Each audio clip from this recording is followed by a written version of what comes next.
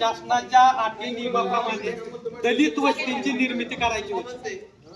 आता ह्या ज्या मोठ्या दलित वस्त्या आहेत, उदाहरणार्थ आंबेडकर नगर, रमाई नगर, इंदिरा नगर, साठे नगर, आवारी वस्ती, या मोठ्या जुन्या ज्या दलित वस्त्या आहेत, त्या दलित वस्त्यामधून काही घरांना अनुलक्षून, काही लोकसंख्येला अनुलक्षून नवीन दलित वस्त्या तयार केल्या।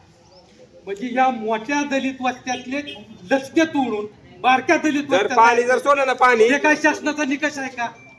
हे नियम बाह्य आणि बोगस दलित वस्त्या ह्यांनी तयार केले आणि त्या बोगस दलित वस्त्यावर शासनाचा पैसा खर्च केला। हा गैरव्यवहार नाही।